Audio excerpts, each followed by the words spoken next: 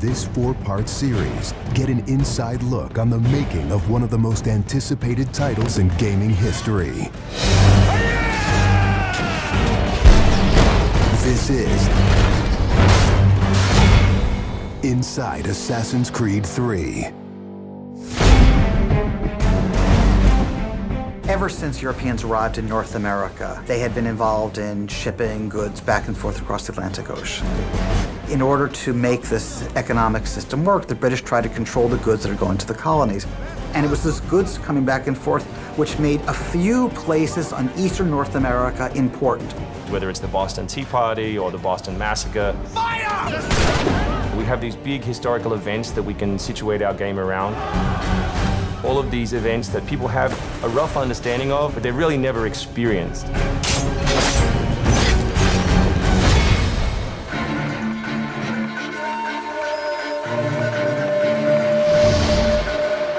We had to go back and get our historian to find us accurate maps from the era of what Boston and New York looked like.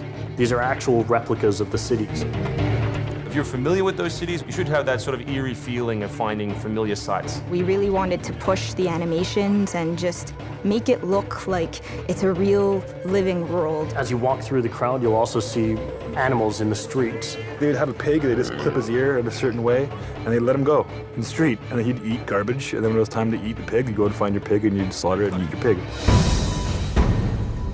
We've got a lot of new ingredients that just bring a new, fresh feeling to the gameplay inside of the cities.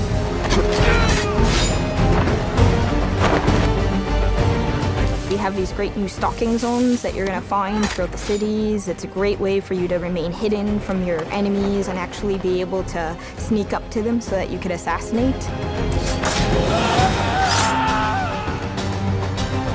We've got this amazing dynamic weather system in, so we can see not just the time of day passing, but also going in and seeing the same environments, not just in the summer, but in the winter as well.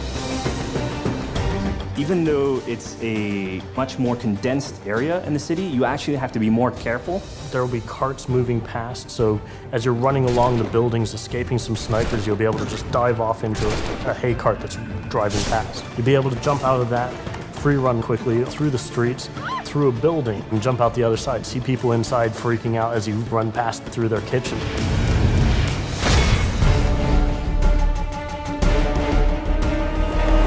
Living on the frontier was extremely difficult. Not only did you have harsh winters, cold, freezing temperatures, in the summer you had heat, humidity, so it was a gamble every year that you were out on the frontier whether you're going to make it or not.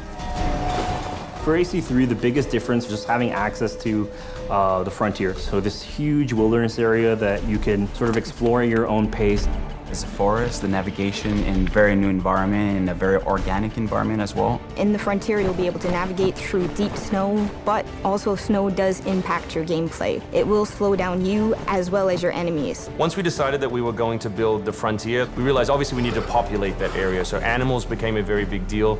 We have over 24 different species of animals in the game. There's an entire hunting loop that you can engage in. Whenever you're building elements such as animals, you're halfway trying to be real and halfway trying to fulfill that fantasy of what people expect. One of the great new features we have in the frontier is the new tree running. Connor being really fluid and being able to navigate through the trees. The frontier is really our new playground.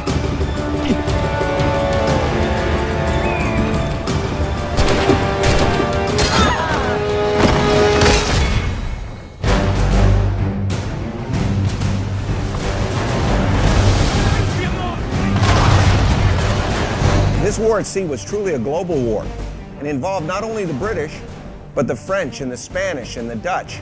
Naval engagement of that period was all about closing the distance. Boarding is the end game.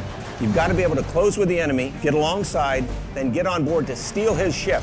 You want to take that ship intact if you can, because that's where you get your prize.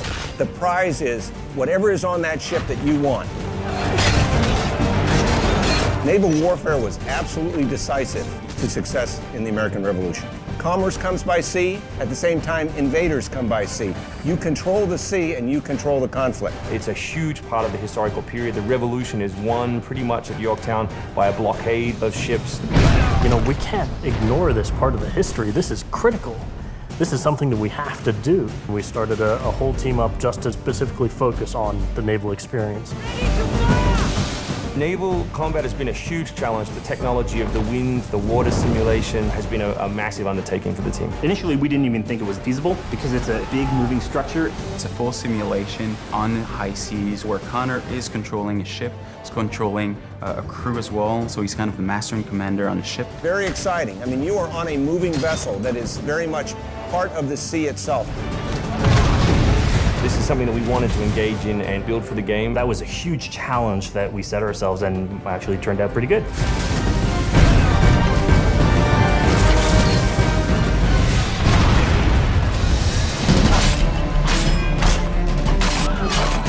If you haven't played any Assassin's Creed games before, we really think this is a great point to get on board. It is a new story, it is a new character. This team is full of people who love making Assassin's Creed, who are delivering just an astoundingly polished and fun experience.